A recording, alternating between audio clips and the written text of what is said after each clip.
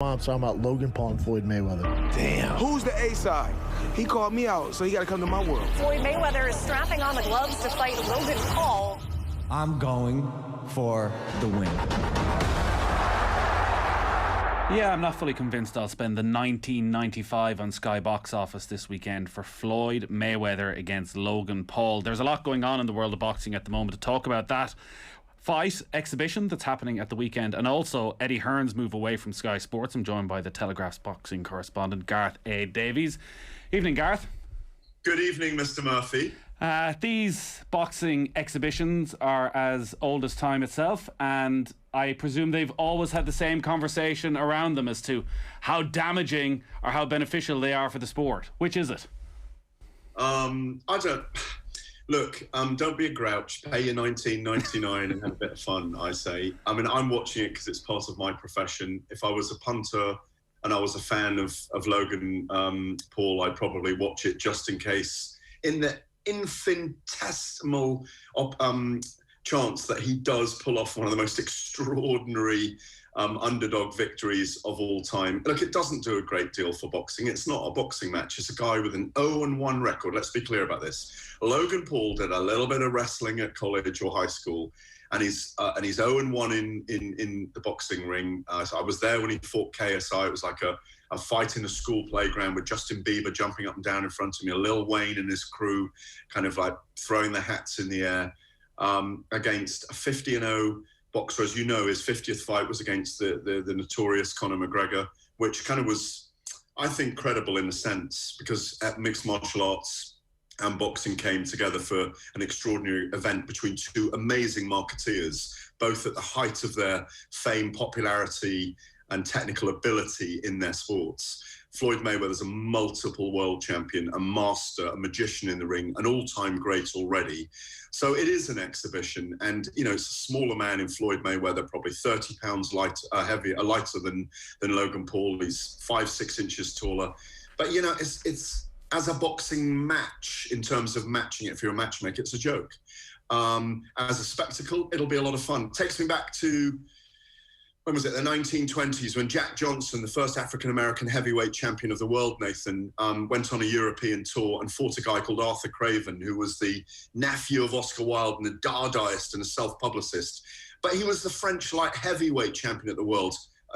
French light heavyweight champion at the time, but only because, Nathan, he was the only man to turn up for the French light heavyweight championship. Wow. And it was in a bull ring in Spain. This is Jack Johnson, remember, the guy who kind of invented jab and move, really. He was a brilliant technician. Craven ran around the ring. He never really had a fight. He ran around the ring. Every time he was touched, he fell to the ground and curled up like an embryo. There were 6,000 fans there in a brand new bull ring in Spain, and there was a riot because they paid good money. The police had to be called. We've always seen these things. That was 100 years ago, and I can name another 5, 6, 7 of these that have always gone on. Where there's money, there's Mayweather, and where people will watch, broadcasters will put it on because they make money. That's why it's on Sky Box Office on Sunday. I feel like I'd definitely be veering into old man territory if I start explaining who Logan Paul is, because I presume most people know who he is. He is a YouTuber who has 23 million followers. To put that into context, Anthony Joshua has less than 750,000 YouTube subscribers. So that's why he is a big star.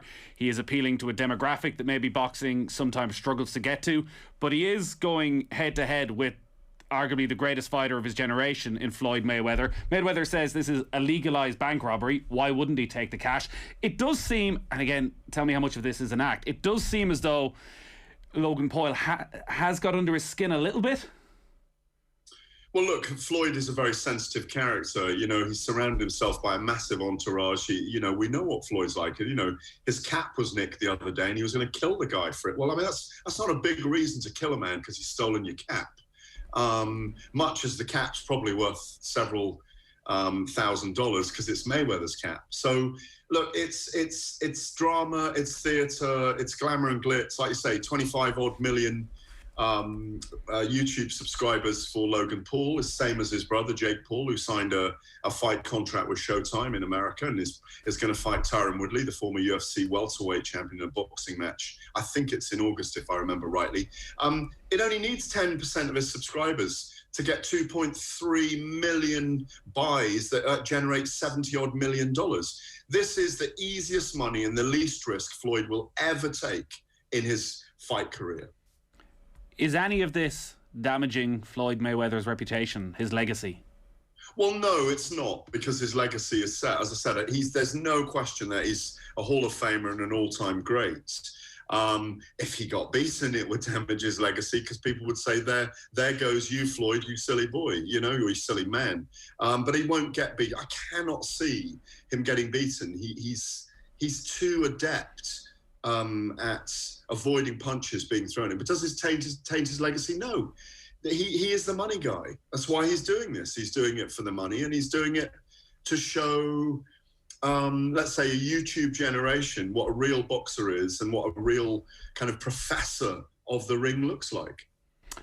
Saturday night, that is, 1995, if you want to go and buy it, and if you're into that, on Sky Sports Box Office. That may be the only boxing we're seeing on Sky Sports Box Office over the next while, because it was confirmed today that the digital sports streaming giant DAZN are to become the global home of Matchroom Boxing and its stable of fighters. This is Matchroom, owned by Eddie Hearn. They have decided not to renew an 8-year broadcast deal with Sky Sports. It's a 5-year deal with DAZN, reportedly worth 9 figures. So Matchroom UK fights will be available on DAZN in the UK and Ireland for the first time, with DAZN delivering a non-stop schedule featuring at least 16 exclusive Matchroom events annually to fans all across the world.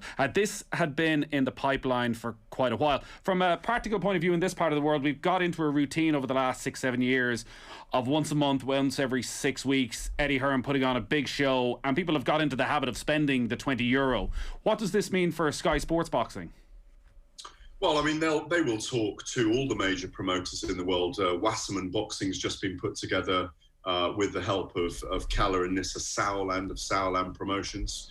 My understanding, Nathan, is that Top Rank and Bob Arum have been speaking to Sky Sports, Al Heyman's Premier Boxing Champions. I'm sure some of the smaller promoters or growing promoters will be speaking to them as well. I mean, you know, Sky has a staple of a lot of sports, and there are still other. It's a 25-year association in all with Matchroom Sports and Sky Sports. I think at one time they had 15% of Sky's output, you know, with the other sports they do with them as well. So what does it mean for Sky? It just means they've got to recalibrate, they've got to reset, get into some other promoters and go again. I mean, it's not the end of the world.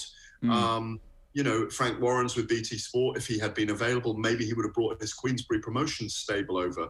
But I think, you know, what it is, like you just mentioned, one of the most significant things for those listening who are fans of fight sports is they're not going to be, as you say, dipping into their pockets 7, 8, 9, 10 times a year to spend £200 over the year on pay-per-view events. And it's £1.99. What is that, €1.77 or something like that? Well, how can DAZN make that pay? Well, they are going to become, well, they're owned by Sir Leonard Blavatnik, who is worth, I don't know, is £30 billion. So it's not a problem. They're growing their entity into the Netflix of sport, into the Netflix of boxing, where, you know, canonically, they're going to own so much eventually. You go back to 2018 when Hearn devised Matchroom USA and aligned with DAZN in the United States. That was $1 billion deal over 8 years, remember. And the plan is to take over America and take over the American market and challenge the likes of Arum and Heyman. So it's a massive undertaking. They are incredibly wealthy. They've got extraordinary resources. They're going with the young, trendy, you know, kind of social media savvy promoter. If you look at the small print today, maybe it's not small print really, if you look at the lower down paragraphs of the press release that DAZN and Matchroom have put out, and look at Hearn Soundings and Joe Markowski, the executive vice president of the company, they are handing over the canonical media presentation of the events, the shoulder programming going into these live events, to Matchroom's media output. They're going to do the broadcasts themselves. I think that's very interesting. But, you know, the UFC did this before. You know, Dana White, Lorenzo Fertitta were the executive producers of shows going on ESPN and on Fox Sports. So it's been done before and it works. And so they're going to be very powerful. There's no question about it. The interesting thing is that, of course, Anthony Joshua, the biggest fighter in Eddie Hearn's stable, is going to stay on Sky Box Office for now. You mentioned the UFC there and Dana White. Are we likely to see a scenario then with Eddie Hearn where it can become a bit Pravda at times if the owner of the company is allowed to control the media around it, that actually Eddie Hearn likes to be front and centre as it is? But are we going to even see more of that there's no such thing as a bad fight anymore? Well, I mean, we already hear that from promoters anyway. That's what they do. Nathan, there's no one controlling the media in boxing. No one will control the media in boxing. I mean, Eddie Hearn can't control the media. He can control the output, but he can't control people's opinions. I mean, if you're alluding to the fact that there is, I think, a greater degree of control around the UFC and Dana White's and the media, the way the media cover MMA and UFC in that sense. But I think that's much more of a closed shop. There will definitely be Hearn, if he wants to be really big, has to work with some of the other promoters sometimes to make the biggest fights. You know, it's not. I don't think it's going to be a DAZN Hearn completely closed shop. The algorithm, the model is slightly different in boxing. But he said he wanted to become the UFC of boxing. He may eventually go down that route. But I don't think. What I've noticed about Eddie Hearn is fine. He takes criticism, and you know, he's a great promoter. There's no question about it. But I just think the rhythms, I say the algorithms are different between the UFC, which is, you know, a fight league, as opposed to what Hearn is, which is he wants to put the biggest fights in boxing on. You can't do that in the UFC because you have got some great fighters in organisations like Bellator. We never saw a second fight between Chris Cyborg and Amanda Nunes because Cyborg left to go to Bellator and is now the featherweight champion there. So it's a slightly different, you know, it's a slightly different mix. We are obviously in the middle of a radical change in media landscape and how people consume their products, and we spent last night here in Ireland discussing Champions League rights, which have been bought by the LiveScore app, so it won't be on traditional television. You'll be able to watch it on the app and may not see it quite as clearly on your 52-inch HD TV. For people who don't know DAZN, and they haven't a huge presence so far in this country, are you going to be able to watch this on your television? Will you just subscribe for $1.99 a month and you watch it on your phone? Practically, how will it work? I think you can watch it on every platform. You just need those SCART cables that I haven't worked out yet. I normally call my daughters to help me sort the technical stuff out. You know, I plug my laptop into my TV or whatever I do. Like you say, I mean, the technology is developing all the time. You can watch it in the restaurant on your phone. You can watch it in the middle of the night when you're in a club, if it's a fight in America. You know, it is something that we all do now. We watch things, you know, when we're out and about. I think it's tremendous value.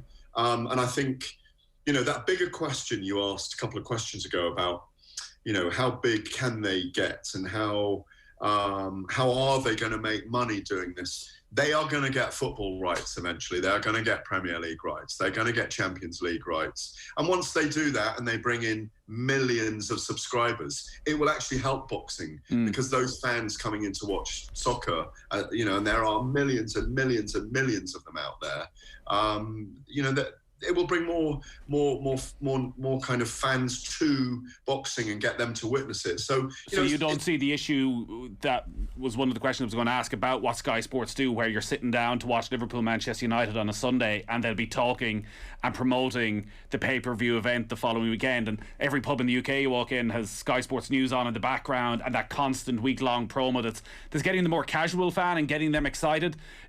That you're not concerned that that's going to be lost? It may be. It will be initially, but we're going through an evolution, aren't we? We are going through this change. There will be a European Super League within the next decade. There will be a World League when you can travel from one part of the world to another. When you, Nathan, and I are well gone in 40 or 50 years' time, you know, even from this life, it will change when you can get across the world in 6 hours to Australia. There will be. It's all changing. It's part of the evolution, and digitally things are moving so quickly. And I think, you know, I don't think necessarily, like you say, Sky Sports News is a very powerful mechanism. It's a very powerful driving force around, you know, what the newspaper editors do, how it influences everything, how it goes into the pub. DAZN is going to be in the pub soon, you know. Yeah. Just before we finish up, sorry, just on the boxers themselves, you touched on Anthony Joshua. So Anthony Joshua isn't part of this deal. So what does it mean for Joshua Fury, and also what does it mean for Katie Taylor, who, from what I can gather, is going to be part of this deal? Well, I mean, I think, for Anthony Joshua, his next fight, I think he's got one more Sky box office fight. So if he fights Alexander Usyk or someone else in late August or September, which we understand that's where they're heading towards, that'll be on Sky box office. They're perfectly capable of anyone who gets to any size. You know, there's nothing to stop boxers being, and this is where that UFC Dana White kind of contractual situation comes in.